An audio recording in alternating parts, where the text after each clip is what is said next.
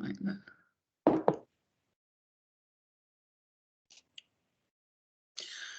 So, Emmanuel, thank you very much for joining us today, and it's really good of you to be prepared to share your experiences, particularly as you are currently based in Toronto, so quite away from where we are in London.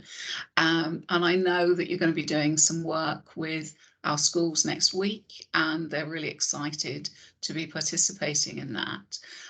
So today, what I think is important is for me to ask some questions and for you to reflect on whether you feel comfortable in answering them, but also to have the opportunity to share your experiences and the things you've learned along the way with others, and to think about that, how that might impact on education in general.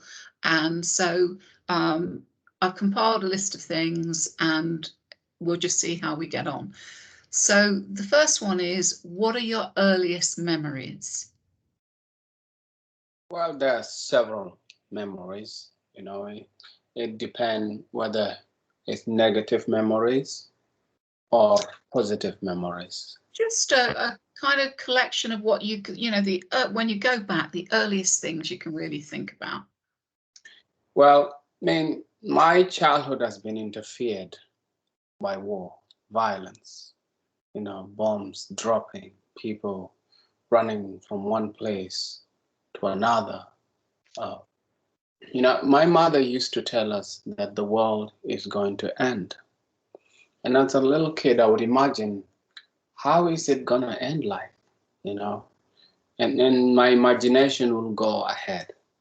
But when war broke out, for me to hear that sounds that will shake the ground and will cause fire and create fear, and see people killed in a way that I've never thought could be. So what I was imagining, I was able to see it, and worse than what my mind could have seen.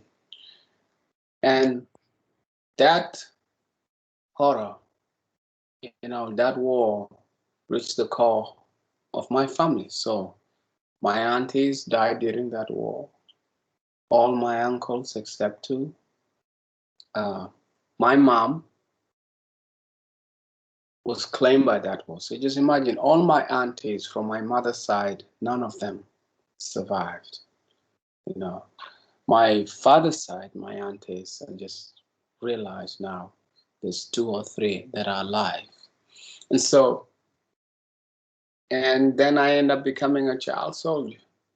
Yes, so I wanted to ask you, how was it that you became a child soldier? Can you explain what the circumstances were around that happening?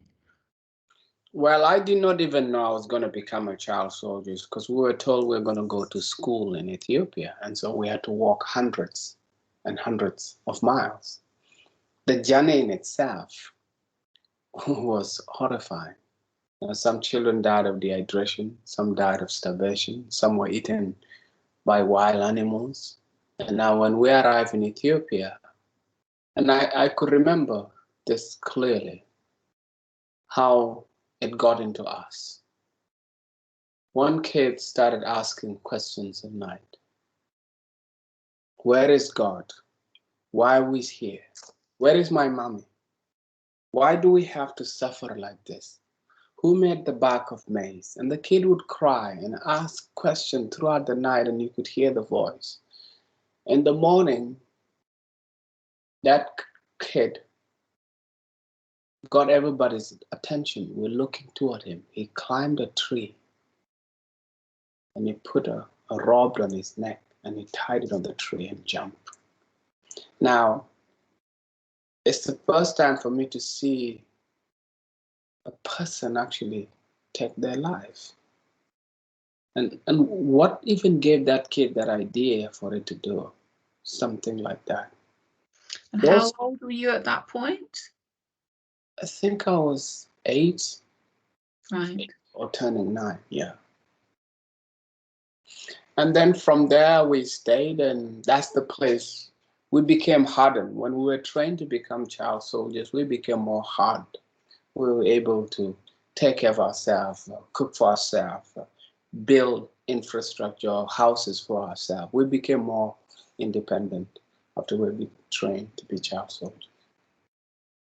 So when we, when we last spoke, you touched on this, and it obviously must have been really traumatic.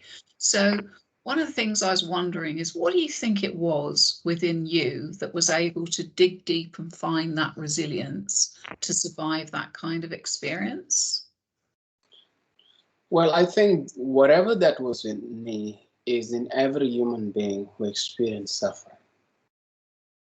For what I saw,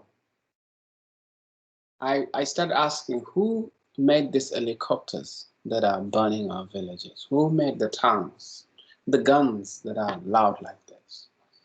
And I was told our people went to school, you know? People went to school, made these things. Who made the biscuits? Because I want to know how they made the biscuit. Like it's no simple stuff. Clothes, how do they make them? So it's more interested in how. And I was told, when you go to school, you learn how to make things.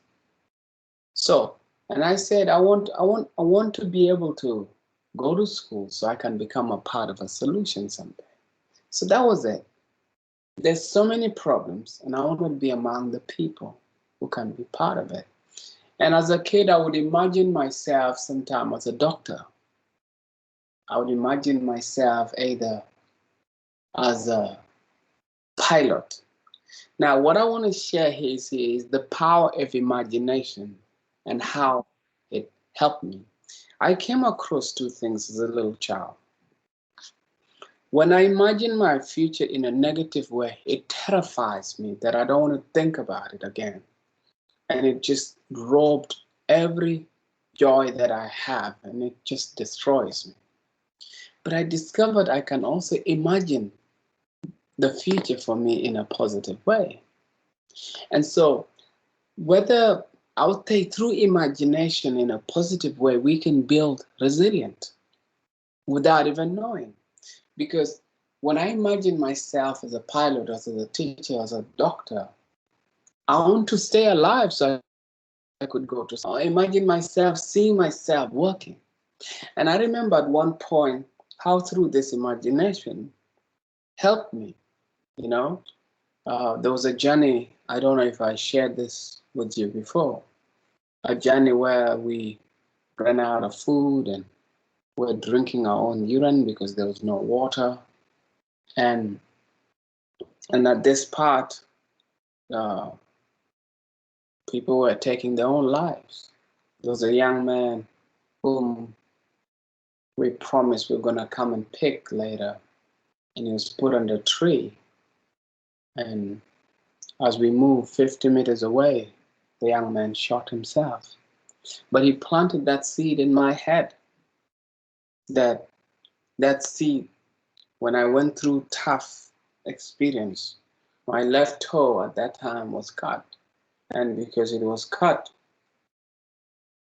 plus I'm starving and I'm exhausted, I lost hope. I figured, I came to realize something in these journeys that I share nowadays is, and thing I came across is, when your future, your present, and the past collide negatively at one moment, you lose hope.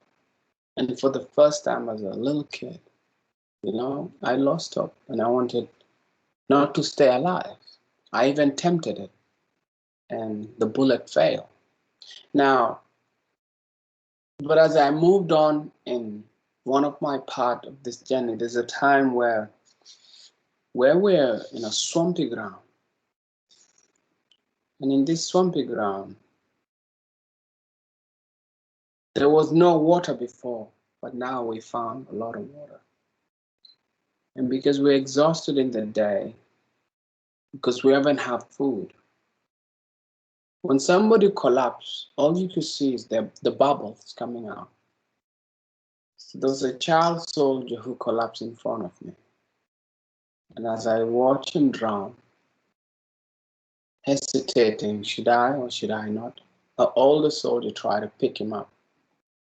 And they both drowned in front of me. And as they drowned,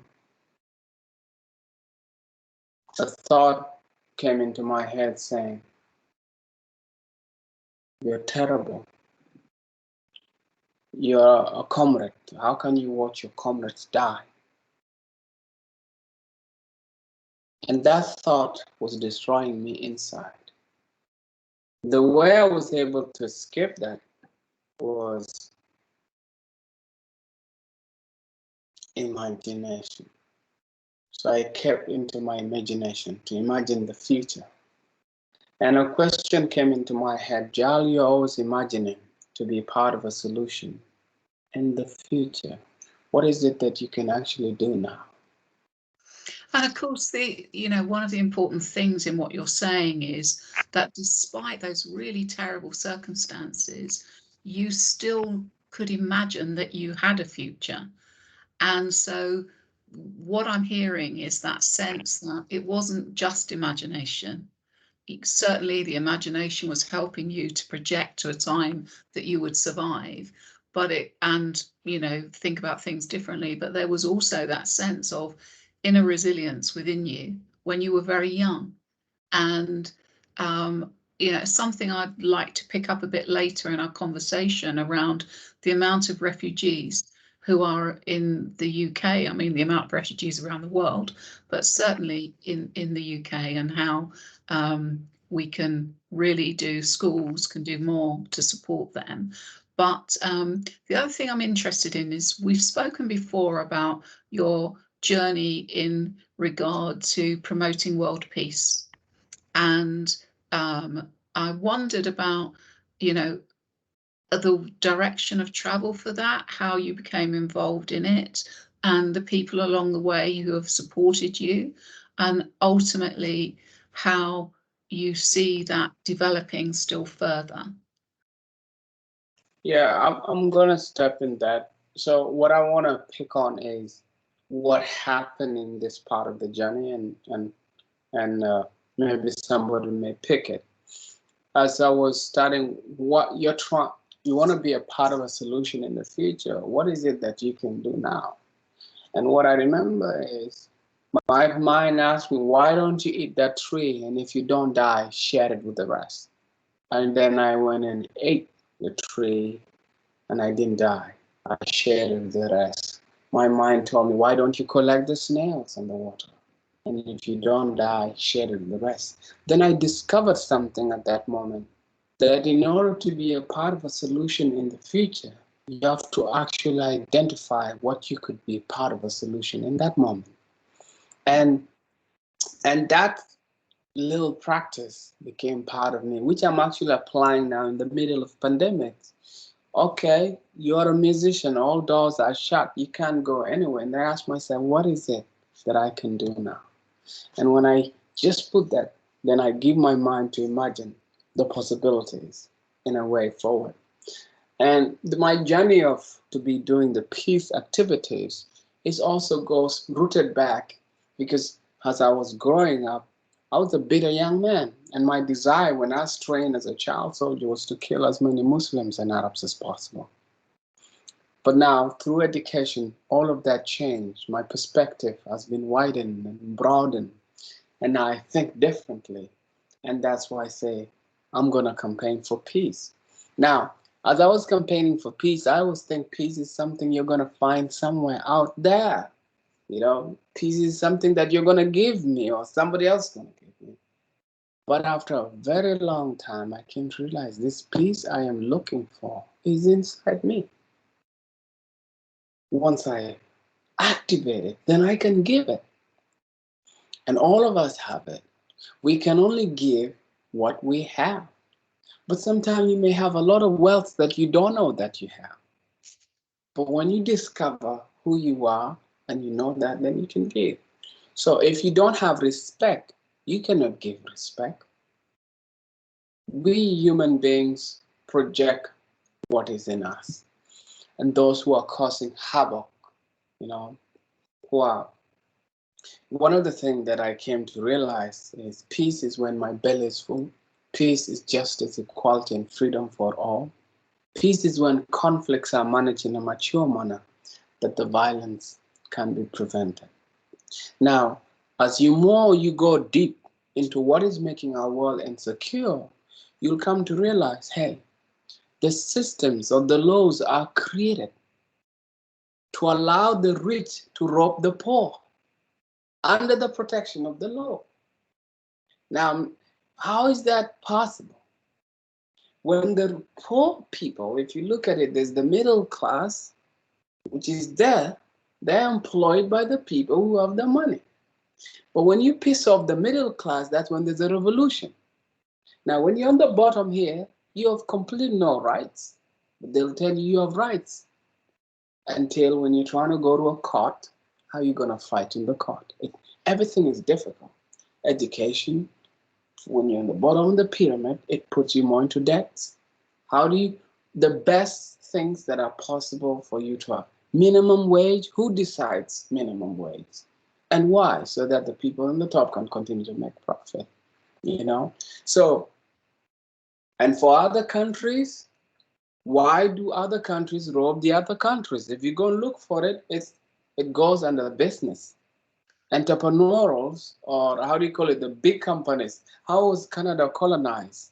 The same, you know? How was, if you look parted behind the scene, those people who influence and manipulate the kings of the power, is you get opportunities by attacking others. So wealth was created by stealing from others. And so, and I find it's the same way. The systems, whether there's a system, laws have been put in place, and the winners who decide them dictate how our worth is supposed to be.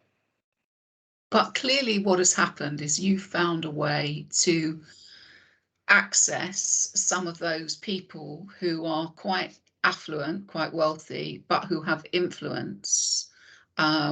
Sort of looking at some of your YouTube extracts, some of the past media coverage of you, you've obviously met quite a lot of important people who one would consider have, in their own way, made a difference to the whole peace project, the idea of world peace and citizenship, global citizenship.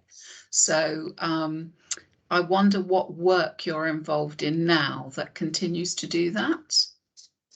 Well, at the moment, one of the work that I'm really involved now is basically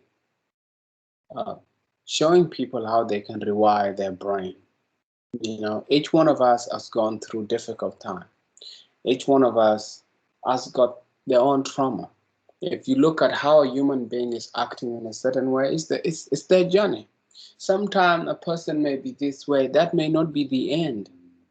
It's who we become in the process that what really matters. Yeah, because we're all evolving, aren't we? That's, well, we hope we're all evolving. And where we evolve in a positive way, we're accessing past experiences and channeling them in a positive way to make life better in terms of the future. So let me ask you something. Given the range of pretty horrific experiences, I think it would be fair to say, that you had when you were younger, why are you, and I think I know why, but I want to ask the question, why are you so keen to help others?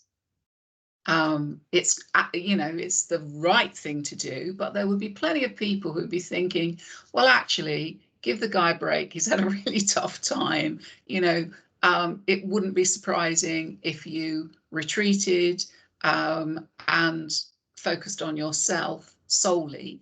But actually, that's not the Emmanuel Jal that I am seeing. What I am seeing is someone who is involved in trying to make the world a better place for others as well as himself. And so what is it that's making you want to do that? One thing I came to realize, when I'm doing something just for myself, it's not inspiring. Yeah. I'm not able to wake up on the bed. So I came to realize why. We are purpose-driven beings, you know. So, and there are two things. A vision is a revelation for abundance, you know. When you've seen something that could solve your problems and many other people's problems, you work hard and you go for it, you know. and people recognize you for that. But when you are able to step in every situation with abundance, that you know, hey, I am enough. There is abundance. I can give a smile, you know. Recently, my father died. And what actually happens is different people turn up, that those who come and say, sorry for your loss. And you know, funerals are very expensive. The Western funerals are not. African funerals are expensive because people can walk from villages to come to that place. They are nothing to eat. So it's your responsibility, the person who's hosting the funeral, to feed everybody. In the old days, they will come with their cows, they'll come with their goats, they'll come with their chickens, they'll come with their whatever it is that they can provide. But now, people are coming empty hands. Now, one of the things that moved me, an old lady turned up and he said, I came with nothing, but your father meant so much. As he was telling the story to my brothers down there, the people who are hosting, that she can sweep, she can help by making the place look good. Now, if I look at that as she came and gave. Yeah. She gave a lot because she gave all she could give. Yes, so giving, when we give without expectation, we get joy. I discovered how my joy doubles is when I give without expecting anything in return. For example, if somebody hurts me, I let go. I forgive them. And when you forgive, it's like you gave them. It's like you don't want that right. They took your right, you give it to them. Take it. I have abundance. You know, somebody stole from you. Okay, cool. You let it go. You need it more than me. I go and help a friend. I will completely forget it. Why?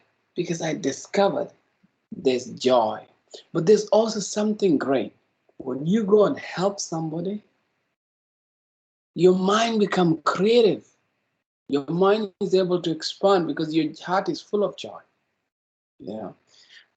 When you are doing your own projects, I came to discover when I'm doing my own thing and it's so difficult and it's not working, all I have to do is step aside for 3 hours and help somebody else. By the time I come back, my mind would be so completely different. I find energy to do my thing. I call that purpose. Surrendering yourself to a cause greater than you, where you contribute to restore balance. And actually, that's the thing that we teach in schools, because it's in giving to others that you gain yourself, isn't it, in so many different ways. Which kind of leads me on very nicely to the work that you're currently doing in schools. You know, you've started working in schools, and I wonder, with your life experience as sort of refugee, survivor and musician, what has led you into the world of education?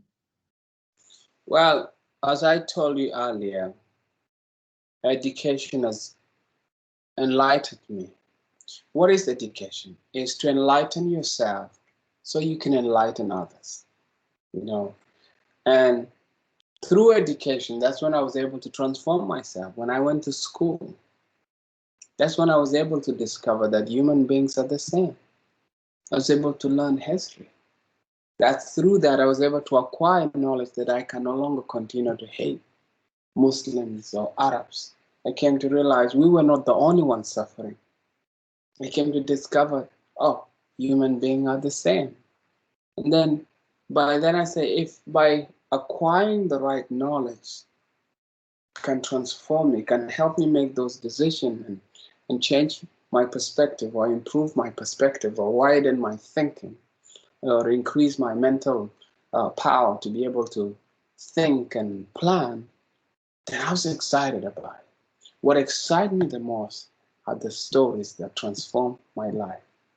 Because I believe stories. This is what I believe. I believe our lives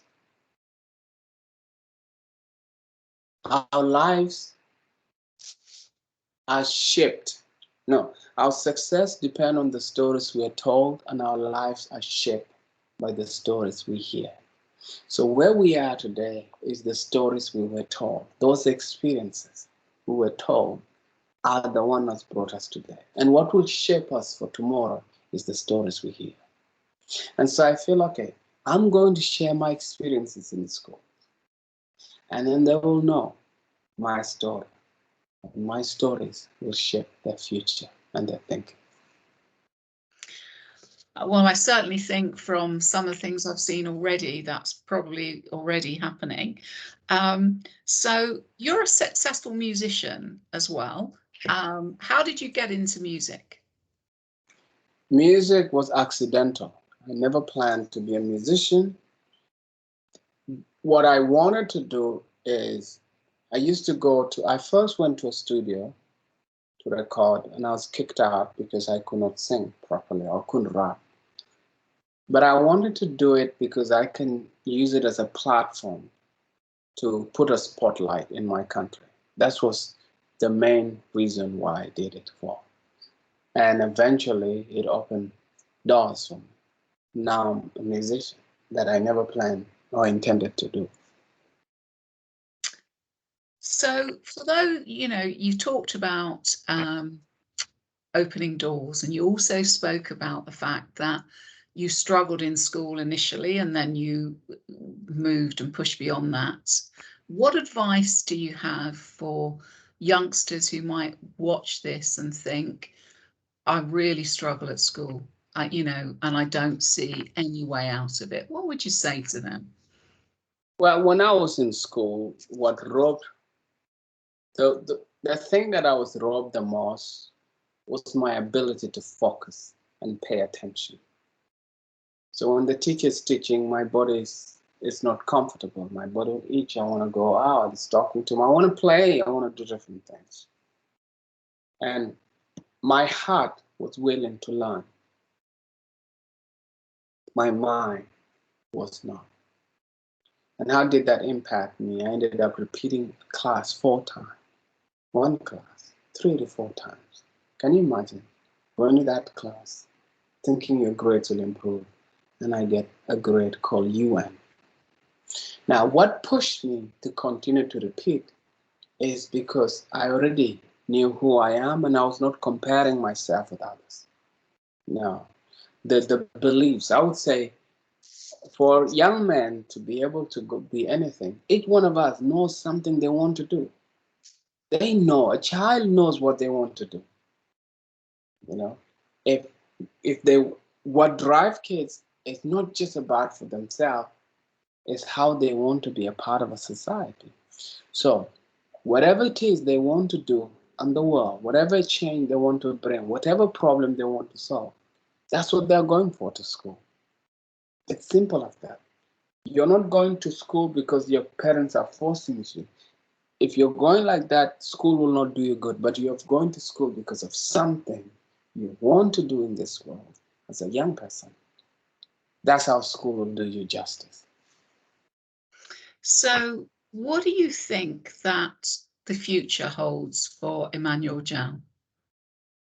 Well, what I always like to do is set myself on a big goal and I go for it. And what I like is who I can become in achieving that goal. The challenges that comes along. And one of the coolest thing I found is when we don't know our purpose, we will exist to suffer. Because purpose is the only thing that gives our life a meaning in every stage of suffering. And so at this moment, what is your main purpose? Well, what I want to differentiate is the difference between a vision and a purpose is the vision can change, but purpose is constant. It only reveals itself to you the more you allow it. Your purpose will grow with time because it's widening. Your vision is what you want. Your purpose is what you give. Your vision is what you give with expectation, but your purpose is what you give without expectation. Your purpose gives you joy. Your vision makes you happy. So that's the way I look at it. What is my purpose? My purpose is the Creator's will, to be part of a solution, contribute, restore balance, give without expecting anything in return, create experiences that give people joy. Why do I say Creator's will? Now I just discovered there's some insects. These insects, they lay eggs and they lay on the leaves, and the leaves fall down and stick in the ground for 17 years and then pop out and start flying. Every year they are coming out. They're called cicadas or dacadas. Maybe you've heard about them. And that infinite intelligence, whatever that force is, trees knows their purpose. Water knows their purpose. Even the water that we think is just moved, that water has life. Oxygen knows its purpose. Nitrogen, everything on the planet knows what to do. But human beings sometimes don't know what to do. Yeah, sometimes they do not know what their purpose is, and they certainly don't have a vision. And you know, and that's why education is so important. To, I think, one of the things I always say to teachers in schools is that you have to spend your life learning, and none of us know everything, and we can learn as much from young people as they can learn from us. And I remember you once saying to me about the fact people didn't ask you at school what you felt and what you thought when you were younger, and you were desperate for them to be asking you what was going on in here. What was it that, you know, they could do to make a difference? And so I wonder, you know, I mentioned earlier on about the amount of refugees that there are in the world, refugee children. And I wonder whether you have any ideas about what we can do within schools, within education, for refugee students, because clearly, as somebody who's experienced that firsthand, your knowledge is very different to someone like me who may wish to support them but doesn't necessarily travel the same journey. So do you have any views on that? Well, one of the things I would say is, as you said, yeah, when I was in school, my traumatic experiences would appear. And then I'll be stuck in a class with a pen in my hand, terrified by the events of the past, dominating my moment. And sometimes I'd wish the teacher asked me a question, what's in your mind? But the teacher's never. But that's the events in the past. Now, in terms of the refugee children, what I can say is, you can tell a traumatized kid they're not interested in logical stuff, something difficult.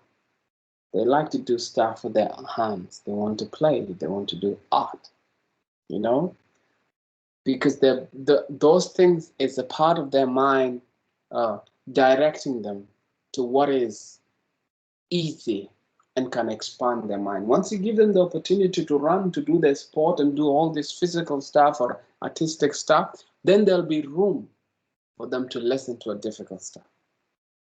Now, I discovered that when I used to go to school, I'm able to concentrate better in class after PE. After PE, or maybe after I do a dance or I do a certain activity, then my mind can focus. It creates mental space and I could concentrate. Now, how can you help? I'll say, to help a young child find what do they like the most? What is it they want to give? Because if and every kid want to do something, you know, there was a young girl was an orphan, and she became famous now dancing for Beyonce. She had gone through severe traumatic, seeing her mother cut in front of her. But her scapegoat is she wanted to be a ballet dancer. The people who helped her took her to a ballet. Each one of us knows the solution for their problems if we only walk with them, because we are experimental beings. Our mind suggests this, and then our mind along the way will suggest something until we're able to figure it, because healing is a journey, you know, it's experimental journey, and each and every journey we capture new information. Before, to me, I was doing dancing. There's another time I was doing meditation. And then another time I was, okay, now it's time to read. But before, my mind could not read. Like now I can read a book. Long time ago, with my traumatic experience, I cannot read a book. One page I could spend time, my mind just can't take it. So the thing to do is find out what is that kid, what are they visualizing about, what is their purpose, and then change the environment. And the environment could mean providing the right people around that child to support them for whatever it is they want to be. And then you see the traumatic experience change. My life changed because I knew my purpose already. I had my vision already. The British aid worker called Emma McCune rescued me. What I can say is, you as a human being, whatever you feel that is the right thing that you want to do for a refugee, do it. If you just find a refugee family and say, hey, I'm going to come every Tuesday evening and I'll teach your children English or dance with them, do that. Sometimes it's not about money. It's just showing up and do what you can with what you have. Whereabouts do you consider home to be? Home is where you are loved. So for you, where do you think home is? At the moment, with the social media now, my home is online. No, Emmanuel, you cannot say that. Well, look at it. Before we can connect with people and with you, now we're not allowed to be with people. So like the people that you call home is people who give you love, and they could be in South Africa, and then they could be in Jamaica. Whoever responds to you at your lowest point and be there for you, that is love. Because love would not run away when you're in a difficult situation. Like that old woman who turned up and said, I can sweep. That is love. You know, she's not coming to take. She's coming to give what you have. Whoever come with an egg, that is love. Whoever recognize your needs, whoever gives you what you need is love, not what you want. Anyone who gives you what you want, when they can supply, because you can never satisfy a want. A want can never be satisfied. You'll always want more and more. And whoever provides you a want, when they cannot provide it anymore, you become enemies. But whoever cater your needs, you are bound to connect and there forever. And needs are simple, simple things. They are not loud. They just come deep and they do what they're supposed to do. And of course, you know, when you mentioned earlier on about the experiences that you had at school and repeating your education, what I was mindful of, I was thinking about all the young people who have a need, and what is the difficult but really important thing to do for educators is to work really hard to figure out what that need is, and that it's not the same for everybody, and you can't treat all students or all children the same. And it's really fascinating for me in the conversations that we've had to listen to your creativity and how that creativity addressed a need within you that kind of worked to allow you to express yourself in a variety of ways. So I don't have any further questions for you at this point. I just want to say thank you for your honesty and the integrity that you're applying to the work that you're doing. And I know that the schools of mine that you're working with next week are very excited to work alongside you. And I know you're going to be doing some singing and dancing and all sorts of things with them. But there's a really important message that underlines the delivery of the work that you're doing. And I think for society at the moment, you know, post-pandemic in this country, hopefully, but certainly not around the world, there are many, many more journeys to travel. And I think for people to be able to understand and appreciate especially little people, young people, that there is a future for them that is bright and it can be anything they want to be. I think you're a living embodiment of that. So thank you very much for your time and for this interview. Thank you so much for creating the platform for me to share my experiences and also allowing me to be going to those schools. And I hope you're going to be there too. I am. You're not going to get rid of me that easily. I am. I'll be there. Maybe not dancing in rhythm, but I'll sure be there. I'm now going to stop the recording. So I'm going to do that now. Stop recording.